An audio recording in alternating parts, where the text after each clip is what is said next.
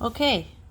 Good morning, guys. I'm sorry I can't join you live this morning. I am subbing for the next 2 weeks. So this week and potentially next week, it will be the videos that I record with the lessons. And then at the end of it, there's a couple questions on a Google form that you have to fill out, and I will know if you watch the video. And there's no multiple choice. You have to fill in the answers. So I will know that you have done them. As for the other assignments, I need you guys to complete the space and life science quiz that no one has done yet, and all the other assignments as well. We're not sure what's going to happen in the next couple weeks in terms of online or anything like that, but we will figure that out. Sorry guys, my screen's all like shaky. I don't know what's going on. Just gonna have to figure that out. So, I know last time we were doing the cell organelles, and we didn't have time to finish that, so that's what we were going to start with. Just a brief overview of it. So, this is the same slide. It's really hard to see, evidently. So, I will be posting up the slides as well as the quiz and the video and everything like that. We send it to you as well. So, within a cell, yes, they are tiny, but within the cell itself, what happens is all these organelles work together to create the function that we have as a body. So, or any organism, really. So what I find amazing is that these are so tiny, yet everything works together almost perfectly and nothing goes wrong very often. Yes, things still go wrong, but it's not very often. So each of the organelles have a different function to serve a greater purpose. So we're just going to do the basic function of what they do, and then that's all you really need to know is the basic function of the organelles. And besides, on your GE test, what they'll give you is a chart anyway, so you don't have to know it. So I don't know if you can see that. It's really quite hard to see. Let's see if I can make it bigger without my camera moving. See, that has been the trick here. Kind of. Okay. It's really hard for you to see, isn't it?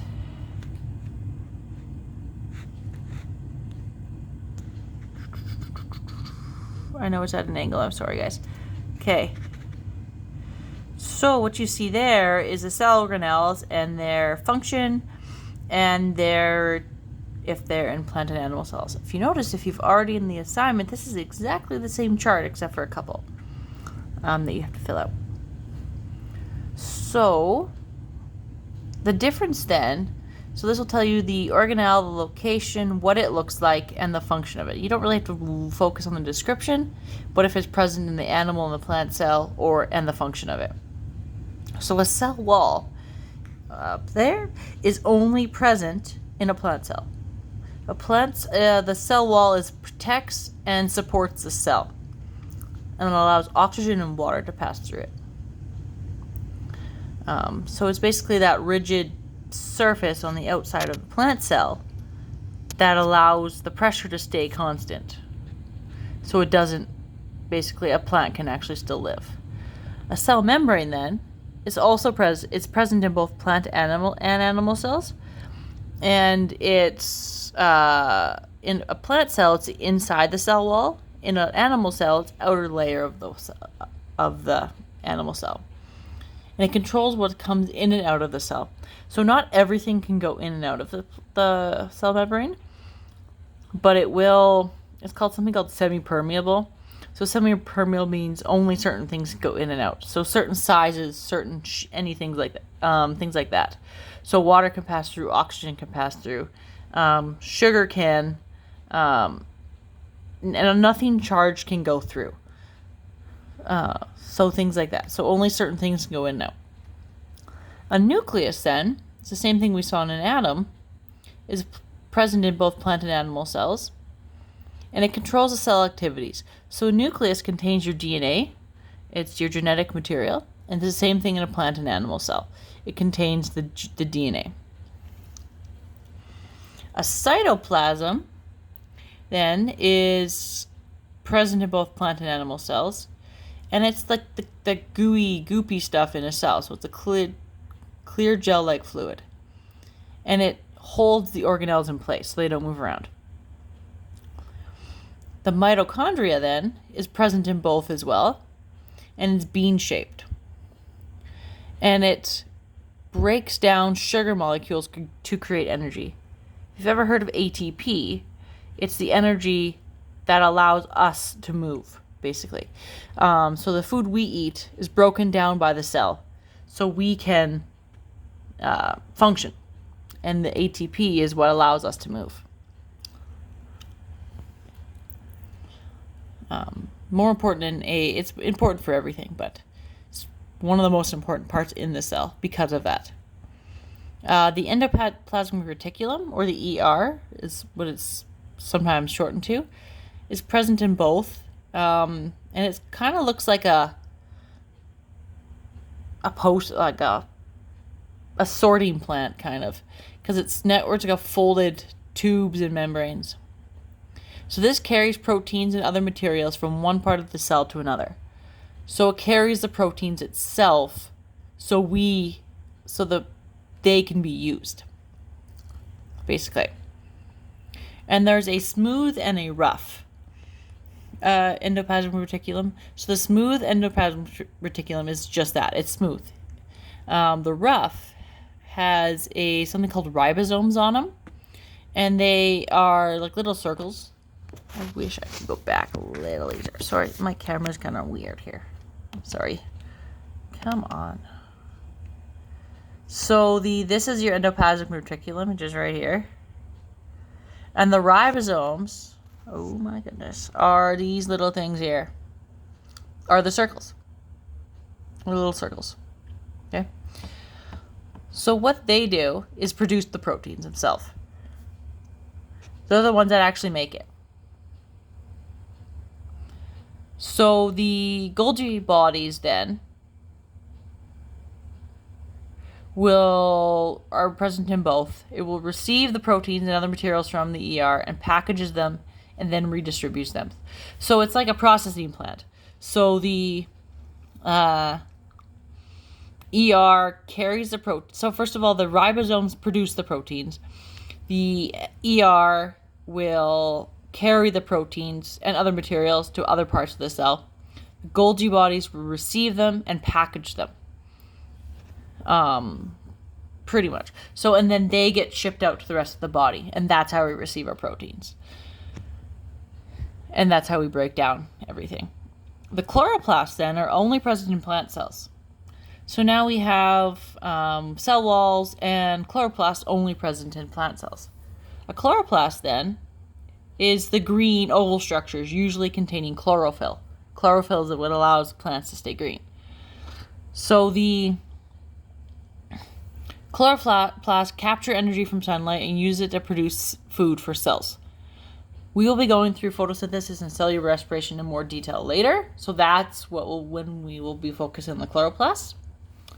But yes, they are present there. A vacuole is mostly only present in the plant cell. So this is the vacuole, that big guy here. This is also a vacuole here, it's just a lot smaller in an animal cell. But the main thing is the vacuole in the plant cell contains the water for the plant to stay moist, because the plants can't keep it. It has to stay moist for longer because it doesn't get water all the time. So,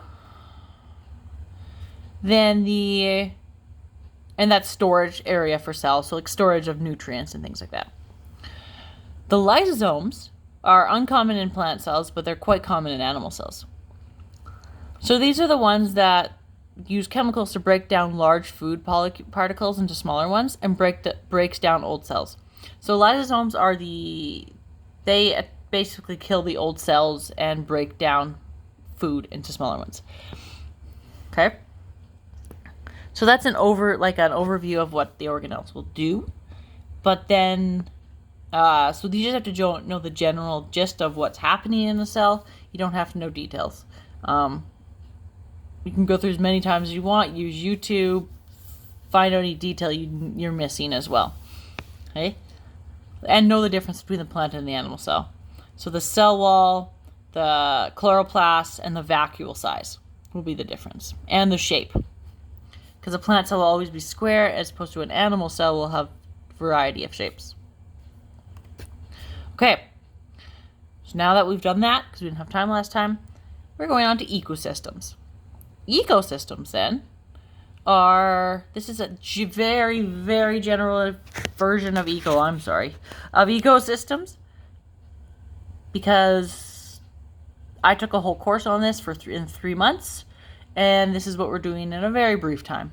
The next lesson on Wednesday will also be part of ecosystems. It's just we're covering it separately. Okay, so an ecosystem consists of a community of organisms together with their physical environment. So an ecosystem basically is a group of plants, animals, everything of different species living in the same environment. So everything that's present in a certain environment. So ecosystems can be different sizes and can be marine, aquatic, or terrestrial. So marine is underwater. Same thing, aquatic, water, terrestrial is land. So broad categories of terrestrial ecosystems are called biomes. And biomes are just that. So they're just categories of where they are. We're not really covering that. But we do have to know that word. And in ecosystems, both matter and energy are conserved. Energy flows through the cycle, usually from light to heat. Well, matter is recycled. So matter is anything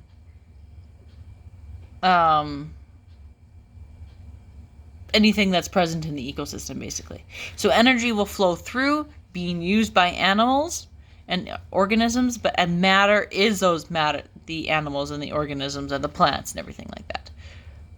So matter is anything that has mass. Okay? So that will be what matter is. So matter is recycled over and over and over again. It moves throughout the ecosystem. You've probably all seen the ecosystem stuff. It's just a matter of general overview of it. So then what makes an ecosystem stable? Not every ecosystem is stable. Some fail, some don't. Some die automatically. So ecosystems with higher biodiversity tend to be more stable, with greater resistance and resilience in the face of disturbances or disruptive events. So we'll go through the next one is biodiversity, so we'll go through that.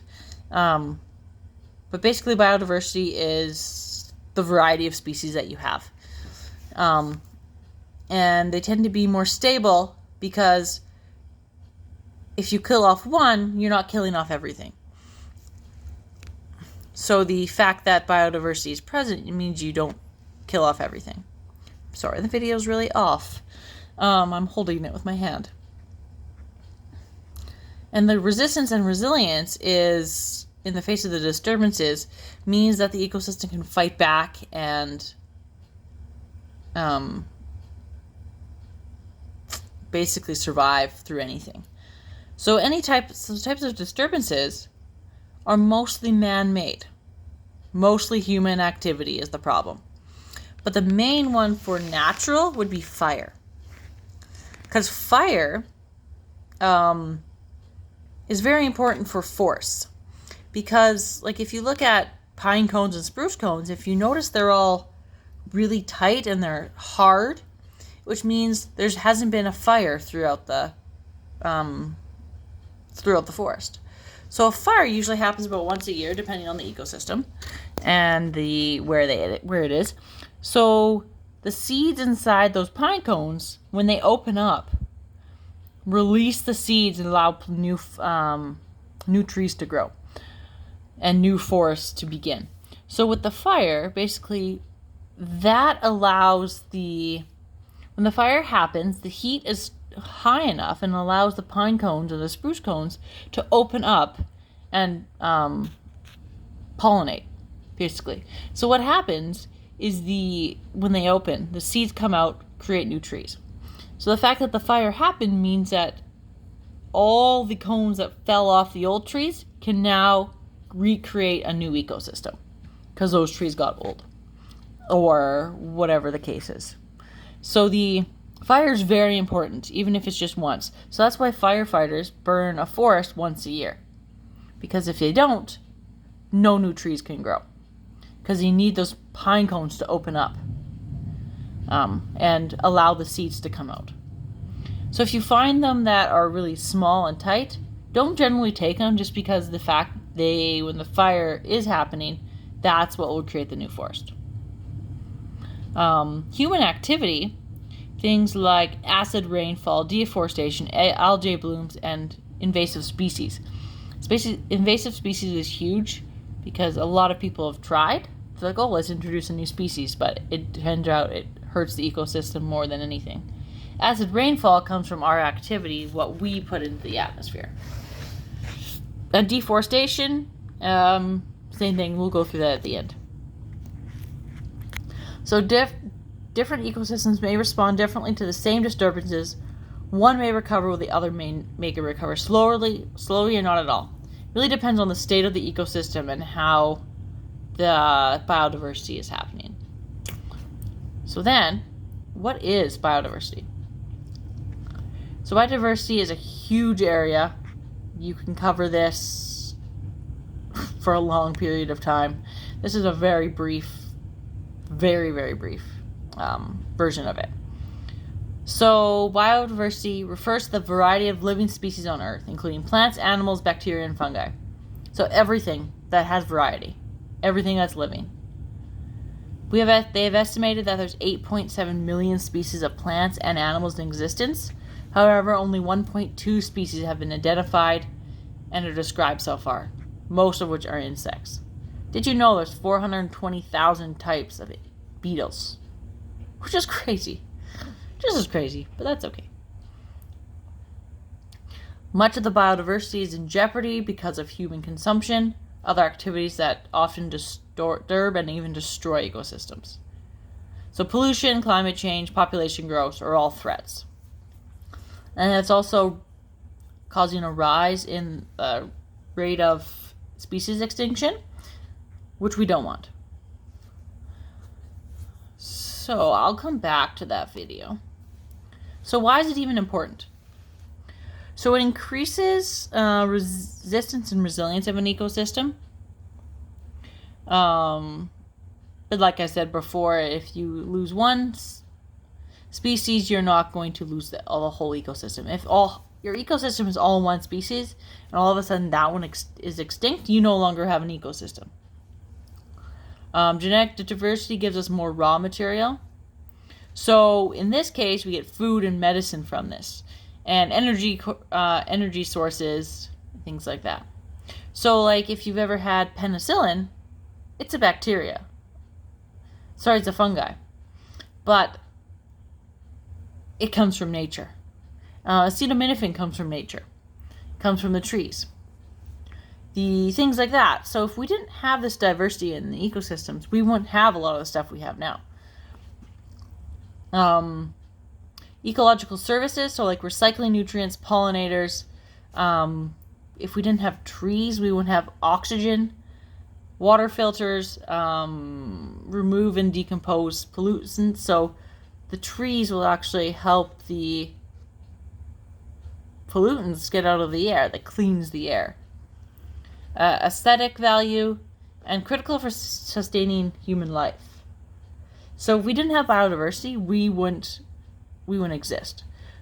We would, just not very well, because we wouldn't have the oxygen. We couldn't live.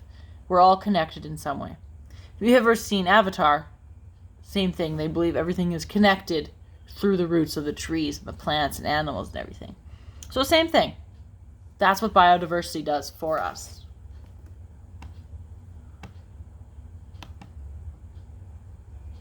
Okay. Ooh, let's hope this works. I'm sorry, I'm really bad at this video thing. Oh dear.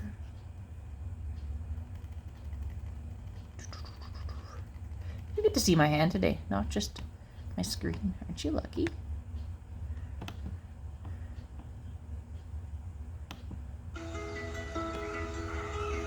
Biodiversity, the name we give to the variety of all life on Earth. From bacteria to baboons, from plants to people, the range of life on our planet is incredible. All living things exist in their own communities, or ecosystems. These ecosystems can be oceans, forests, deserts, ice caps, and even cities. All of that put together is biodiversity, the variety and amount of all organisms and their habitats. We are all intertwined in a massive system called Earth. Each element supports the others and enables them to thrive. For our planet to stay healthy, our ecosystems need to be able to cope with change. This means we need a large variety of animals and plants. If we allow Earth to flourish, we benefit from what it can produce, including the food we eat, the water we drink, and medicines we rely on. What does a healthy ecosystem look like? Take the British coastline. All along the shores, the kelp and seaweed growing there support a huge range of life. Where kelp meets the seabed, all kinds of animals can use it for shelter. Worms, anemones, and crustaceans are protected there. Small fish feed on the seaweed fronds, which are eaten by bigger fish, which in turn feed us. The kelp forest is more than just a home for underwater animals. It also helps to protect our shores from erosion, and it captures carbon, which helps to slow climate change. If you take away one part of a system like this, the whole thing can collapse. Even small changes can have big consequences. We're harvesting our kelp forests for fertilizer, which removes a key part of our coastal ecosystem. This is just one of the threats biodiversity is facing in the UK and all over the world. We are now in an era when we have the biggest impact on Earth's natural systems. The causes of biodiversity loss are complicated, but we know we are making the problems worse. On land, we're converting natural habitats into farms, factories, roads, and cities. In the ocean, we're fishing, drilling, and mining. We are all responsible for the planet's well-being. You can help protect our life support system with relatively small changes. Reduce waste, eat sustainably, and protect green spaces near you. It's not too late if we all make positive changes. Visit nhm.ac.uk to find out more about what you can do. Perfect. Okay. Oh, don't you do this. Sorry, having issues with my computer again. Nothing unusual.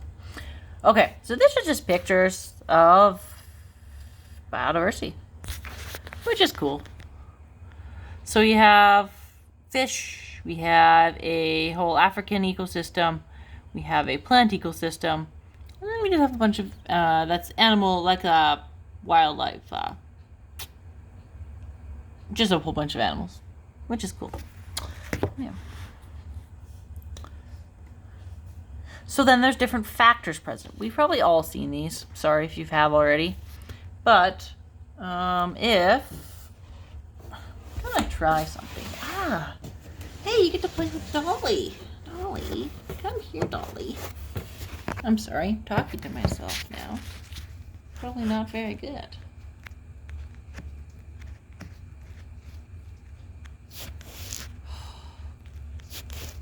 Come on, Dolly. Work with me.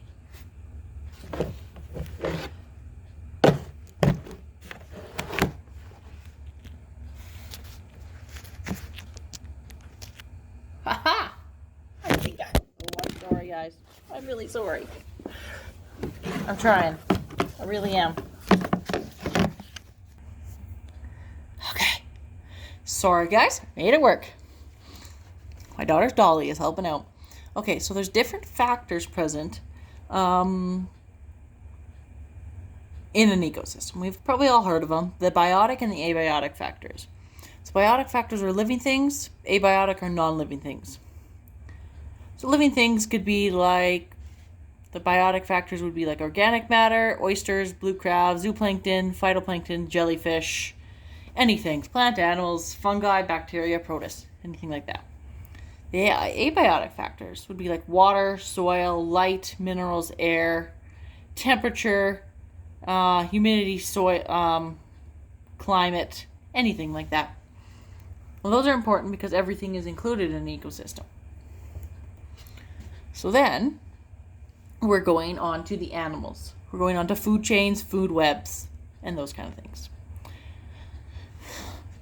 Like I said, it's a very brief summary. I believe it's like 49 slides total, which isn't much. So there's a couple of types of diets in animals and people even. So it'd be the same in people because we're part of the ecosystem. We're part of the food chain as well. So herbivores only eat plants. Carnivores eat almost only meat. Does not always. Omnivores eat plants and meat. So a lot of people are omnivores. Some people herbivores, like many different diets in people, but in animals there's only 3 types. So this is important because we look at the animals that do so. So like a herbivore would be like a deer, a sheep, a cow, a goat, a horse, a moose. Carnivores would be like dolphins, foxes, lions, alligators, tigers, lynx. Looks like that's up there. Omnivores would be like raccoons. What is that one? I'm not sure what that is. Bears, polar bears, pigs, people. Those are omnivores for the most part. These are all important because of the food chain themselves. But before we get into food chains, there's a couple terms you have to cover. There's something called biomass. So biomass is renewable organic material that comes from plants and animals. So like I said, matter was anything that contained mass. Biomass is renewable organic material that comes from plants and animals. So things like wood, garbage, crops, alcohol fuels, landfill gases, they're all renewable. Biomass contains stored chemical energy from the sun.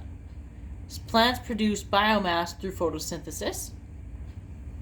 So biomass can be burned directly for heat or converted to renewable liquid and gaseous forms through various processes.